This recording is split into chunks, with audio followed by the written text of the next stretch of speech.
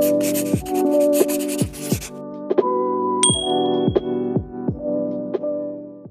everyone, welcome back to another video. Today I'm going to be doing another sketch with me, but today's Q&A is actually going to be very focused around mental health and all that jazz. I realize that, we do have a lot of questions usually about mental health on all the other videos that I usually do, but I wanted to do a video mainly about mental health today. And speaking of mental health, thank you to today's sponsor, BetterHelp. Thank you for supporting my channel and today's video. So before we get started, let's hear a little word from today's sponsor. Is there something interfering with your happiness or is preventing you from achieving your goals? As you guys know, I have suffered with different mental health conditions for a number of years now, and I really have always and still will always recommend therapy. BetterHelp will assess your needs and match you with your own licensed professional therapist who you can start communicating with within 48 hours. It is not a crisis line, it is not self-help, it is professional therapy done securely online. There is a broad range of expertise in BetterHelp's 20,000 plus therapist network,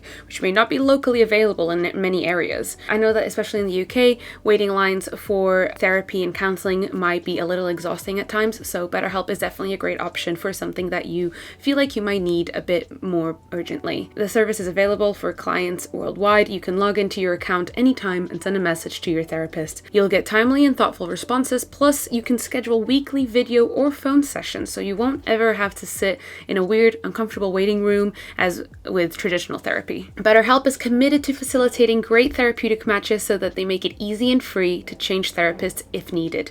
It's more affordable than traditional offline therapy, and financial aid is available for those who may need it. BetterHelp wants you to start living a happier life today. So visit betterhelp.com/Pypah, that's better, HELP.com/Pypah, PYPAH, and join 1 million other people who are taking charge of their mental health with the help of professional therapists. So that's betterhelp.com/Pypah to start taking charge of your mental health. Thank you for sponsoring today's video. So with that all said and done, let's begin with the sketching and the Q&A portion of today's video. I asked you guys on my Instagram the other day to send me some questions or any queries that you may have about mental health. I do want to do a quick disclaimer. I am obviously not a mental health professional or, I definitely am not someone in the field. This is just a Q&A to talk about anything that I have learned from my experiences dealing with mental health, any advice or any tips and tricks that I can maybe offer anyone out there. There are some questions that I got that are definitely not suitable for me to give answers to, so I mainly only picked things that I felt like I could give a nice answer to, so take everything I say with a grain of salt. This is just based on my own personal experiences. So today for my sketching, I'm going to be using my own sketchbook that I collaborated with Archer and Olive to make. It is, just a A4 square sketchbook. I will leave the link down there in the description below if you guys want to get your own bundle with the sketchbook and the Archer and Olive pens. But yeah, let me start over here on the left, and then we can figure out if we need more space.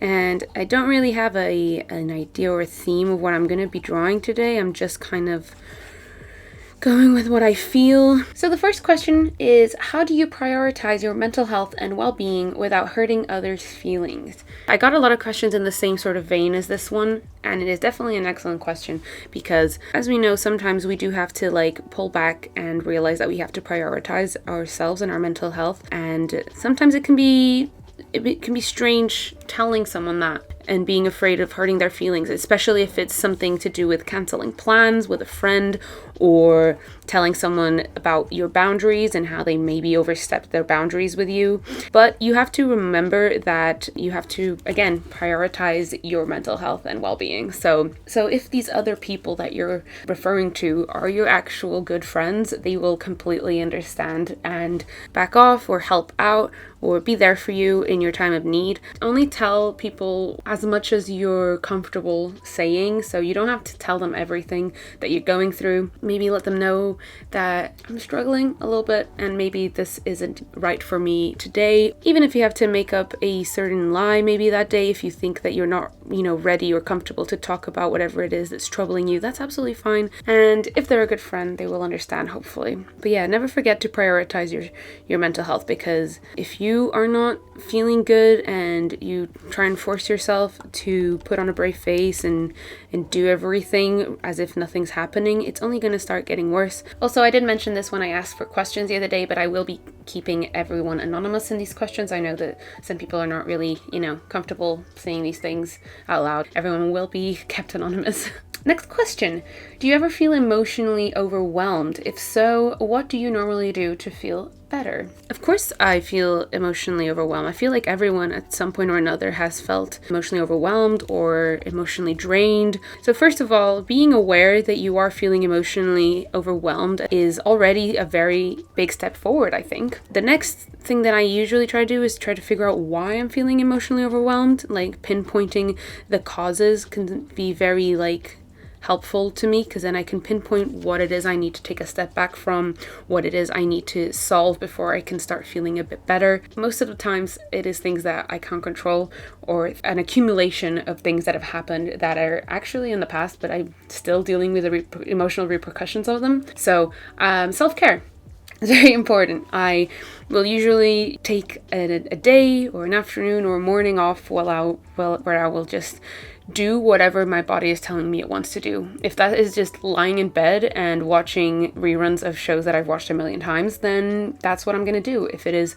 playing some games on my Switch, then that's what I'll do. Going out for a walk outside and just sitting at a park and breathing in deeply really helps with being emotionally overwhelmed, because it just kind of clarifies your mind a little bit. It kind of just makes all your problems and the turmoil inside you feel a little bit smaller. I guess it puts things in perspective, essentially.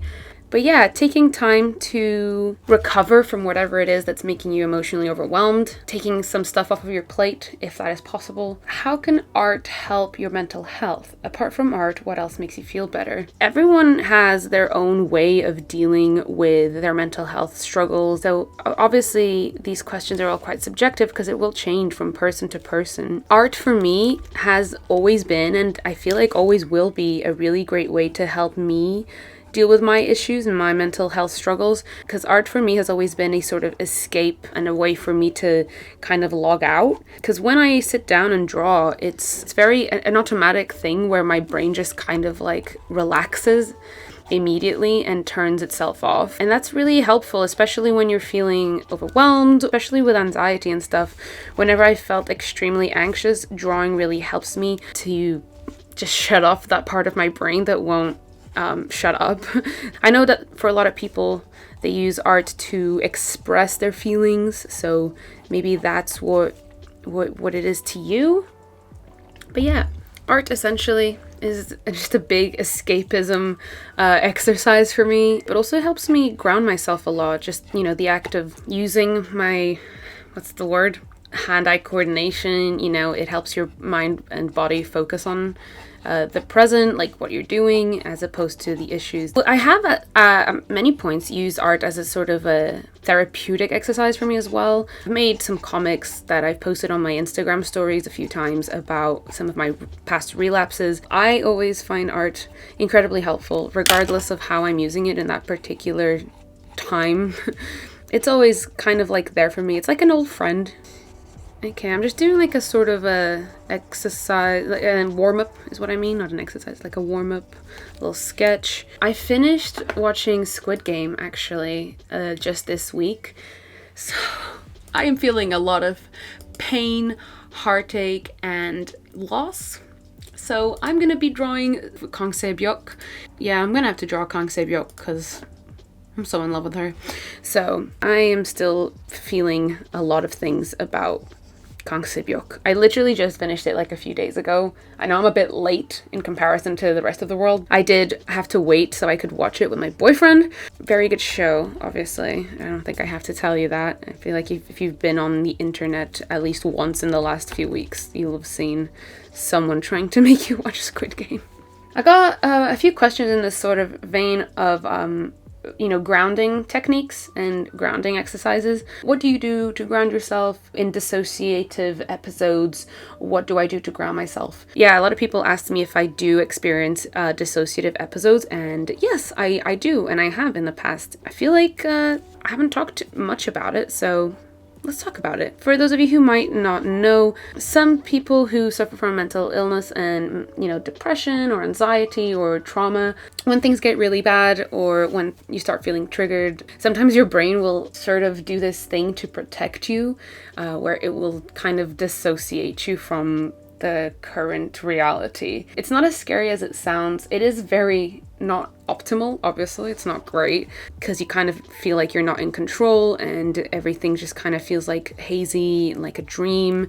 Yeah, if you can just imagine in movies when they try to make someone look like they're in a bit of a dream sort of reality, it's kind of like that. And a great thing to do to get out of these situations or to try and help yourself come back to the present is grounding techniques and grounding exercises. So before, what I would do to ground myself was, breathing exercises and yoga, stretching, basically anything that involved me moving my body with intent and like touching the ground, stretching. I know it all sounds very like weird, and if you're not used to this kind of stuff, it might sound a bit weird, but it is very helpful. But yeah, my therapist told me about sitting back, closing your eyes, and like trying to focus on things that you can hear, things that you can smell, like stomping on the ground if you can, to like just really create feelings and create sensory stimulation basically, so that you can bring yourself back. And those have really helped me in the past few dissociative episodes that I've had. Just anything that will get you listening to your body and get your mind back in your body, basically. I'm sorry if none of this makes sense and I'm just rambling, but yeah, hopefully this makes sense to someone who's listening. But yeah, dissociative episodes aren't very fun. I always describe it as being on autopilot. You kind of know that you're on autopilot, but you're not in control enough to snap yourself out of it. So it's a bit of a catch-22. How to get out of a really, really low place. And they also asked, how are you doing now, by the way? Thank you so much for asking. I am doing very good at the moment, actually. I hope you're doing good too. Obviously, try to contact a professional if you can. So trying to speak to, a therapist, counselor, try to see a doctor, because you might need some medication to help you out. I don't know what it is that you're suffering from, if it's anxiety, depression, anything else. From my own experiences, depression and anxiety, medication might be the way to go to help you out of this particular really, really low place. But yeah, definitely talking to a professional if you can. Again, my answer for a lot of these are always going to be, self-care. Self-care is so important. Even if at the time they feel like they don't bring you joy, but just try to persevere through it and do it either way, because you know that at some point in the past they've made you feel really happy. So how did you handle moving to another country away from your family? It was a big turning point for my mental health personally. When I moved to England from Portugal, hi, I'm Portuguese, for university, I had obviously, it was a very big change in my mental health because I was finally alone in the big bad world by myself, and all these things that I feel like I had been repressing and just shoving to the side, I feel like I kind of just opened the floodgates. Yeah, it was very, very difficult trying to figure out myself and my mental health issues by myself out here. Obviously I had, support from back home, but it's a little different, So yeah, that was definitely very hard. I went through some really rough times in my first few years of university. It's just a matter of reaching out for help, going to therapy, doing counseling. All in all, yes, it was difficult, but it has brought me to the place where I am now. I feel like an adult who can take care of themselves. It's definitely a growth that everyone needs to go through at some point. How to deal with anxiety attacks in public? A very good question. If you suffer from anxiety, that's probably the scariest part, is the fear that it will hit you in public. At least for me, that's one of my biggest fears. Unfortunately, it is quite awful. Obviously, panic attacks are awful. If you do start feeling bad, sometimes panic attacks will hit you like a truck, and it's very immediate, unfortunately, and you kind of just have to try to get yourself to a safe space and a safe place to calm down and to do your grounding, breathing exercises, whatever it is. Definitely try to remove yourself if you can from this public space where you are, whether it is going to the bathroom, going to a quiet corner, or grabbing someone that you know and trust. That's definitely a big one. Just try to take yourself to someplace you'll feel comfortable and safe as fast as possible. Yeah, I think that's all the tips that I can offer, honestly. It is a tricky one. Panic attacks in public aren't optimal, are they? Because being in public just kind of elevates the anxiety, and it's kind of, again, another catch-22 kind of situation. And it's all about making yourself feel safe to minimize the amount of anxiety and panic that your body's feeling, because basically your body just feels like it's in danger. Essentially, you have to like try and remind it that you're not in danger and that everything is fine and it's gonna be okay. Meanwhile, I'm taking so long to draw out Kongsebyok, but I just really want to get her right. She's so pretty.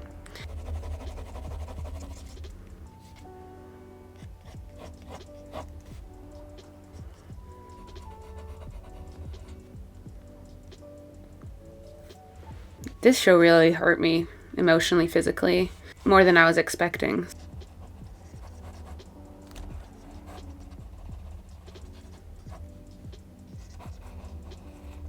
And do I draw her number? Yeah, why not? 0, 6, 7. That'll do for Kongsebyok. I actually, since I'm on a Kongsebyok sort of vibe, I think I might draw out some really pretty pictures from the actress that plays Kongsebyok, whose name escapes me now. I follow her on Instagram and she has some really pretty pictures. I'll put the reference picture that I'm using for this next drawing if you guys want. Let's go into the next question. What's the best advice a therapist has ever given you? My latest therapist is actually so amazing and she has helped me out so much. She's been just a godsend. So one of the things that she said to me that really resonated with me was you're not the same person you were when you had your last episode. Because one of my biggest fears has always been like having another depressive episode or having my next panic attack, because I always remember how awful it was to have it last time. That was one of my biggest fears, was having to go through it again and maybe not being able to handle it as well this time. And she said this to me and I was like, bro, you're right. And she's absolutely right. I am not the same person I was when I had my last panic attack or my last depressive episode, because with every depressive slump or episode, you learn stuff. You learn new things that have helped you this particular time, and you use them next time you have a depressive episode. I never really thought about that, that you do learn new things every time, and you pick up new tricks, exercises, or, new ways of thinking that'll help you out the next time you are feeling awful. That's what growth is every time that is probably one of the ones that has stayed with me the most. I don't know if this pose is even looking correct. It is a weird pose and angle, so I don't know why I've done this to myself. But yeah, that, and also she sent me like a little spreadsheet one time about it's called like the personal bill of rights or something like that. And it's basically about how you as a person have many rights that you're probably not aware of them. Like you have the right to change your mind. You have the right to say no to people. It sounds really stupid, but it was very helpful, like as a reminder that I don't have to be so precious about other people's feelings, because I have, rights too, and I have the right to change my mind, say no to people, and regardless of who they are. There's probably other things that she said that kind of escape me right now, but yeah, everyone say thank you, Pypah's therapist.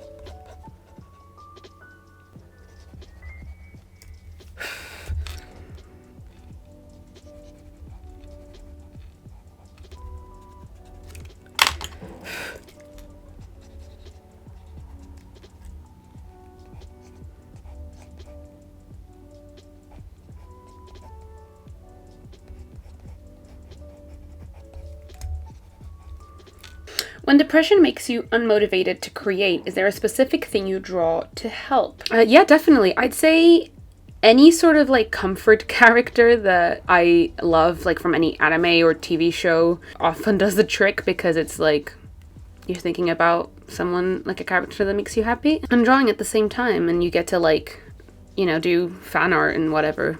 Yeah, also like cute animals. If I feel up to it, if I feel up to the challenge, because then I just get to look at cute pictures of animals and, and draw. So that's obviously perfect, right? Like, especially baby animals. Like, oof.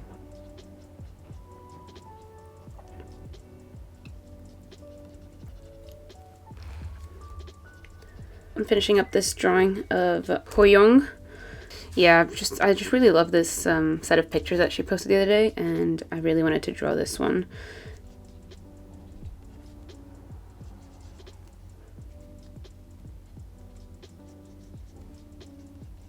Yeah, I think she just has her hair up, like in a messy bun, but like you know, those intentional messy buns.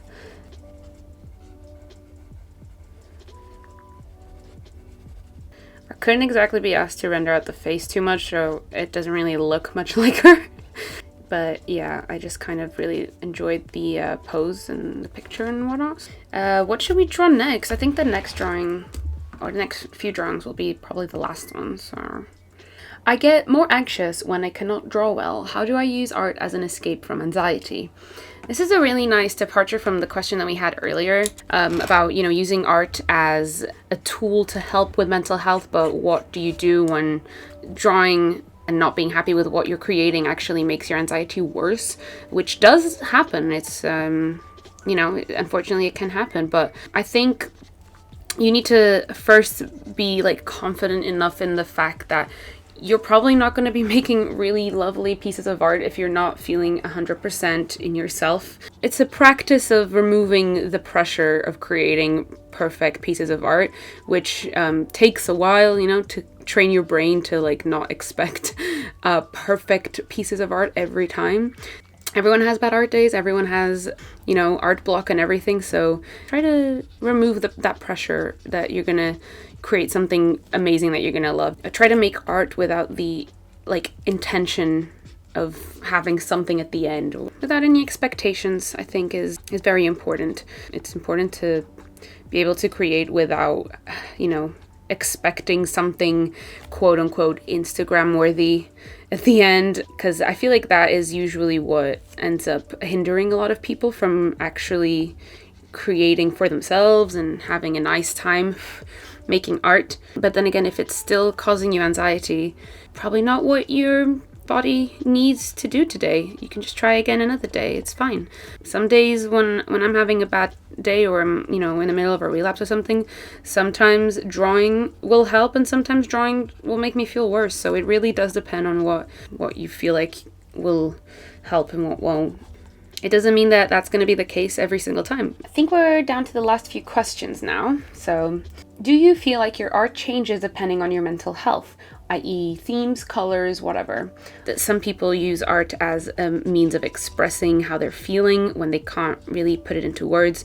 It really depends, because sometimes I've used art to express how I'm feeling, because sometimes it's easier for me to see things in a visual format as opposed to trying to describe it. When I do create those little comics about my relapses and my mental health, in that sense it does change, because I'm, you know, it's a much darker, sort of deeper content theme. I don't feel like my art is typically very dark and well, not dark, but, you know, serious like that. But usually no, because I'll try to use art as a bit of an escape. So I'll try to create happy things or things that make me feel relaxed and calm.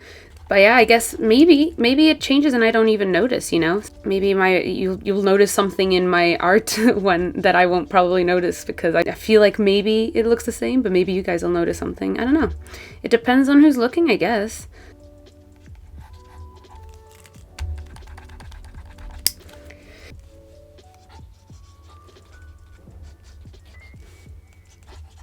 I'm not really sure what I'm drawing over here. I'm just kind of like filling up the gaps. But yeah, I haven't had a moment in the past few weeks to just sit down and sketch for myself. So this is so like nice and refreshing to just sit and draw. It's actually been really lovely.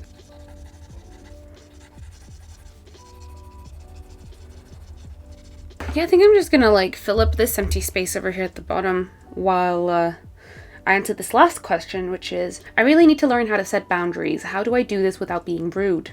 And I feel like this is kind of full circle. It kind of goes back to the first question we had about like how to prioritize your mental health without hurting anyone's feelings. I think it's still kind of in the same shell, isn't it? How do you make sure that your mental health is being taken into account without making the person feel like they're making you feel bad? Especially with creating boundaries, it's very important. And again, my answer is going to be very simple. You gotta just say what needs to be said. If someone, doesn't realize that they're crossing boundaries that you have and they need to either be told or reminded, it has to be said. You have to prioritize your mental health, because if you don't, no one else is going to like know or guess, But yeah, it can be hard, especially if you're someone like me that really hates confrontation and really just hates, speaking openly to others about how you're feeling. I guess it's just taking the leap and doing it because you know that it's important, it has to be done. Sorry, I'm just like drawing flowers because I really don't know what else to draw in these little bits over here. But yeah, I think with that all said and done, that was the last question from today's Q&A. I'm again just drawing sparkles everywhere because, hi, have you met me? I gotta add sparkles everywhere for some reason.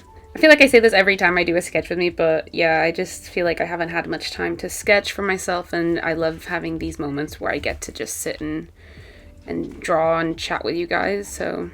But yeah, this is what we drew today in the sketch with me. Thank you so much for being me company and for all your lovely questions about mental health. I really hope that I made sense, or that hopefully I answered your questions some way or another.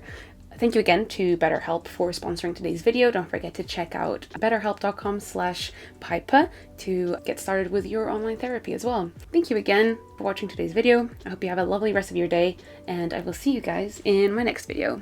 Bye-bye!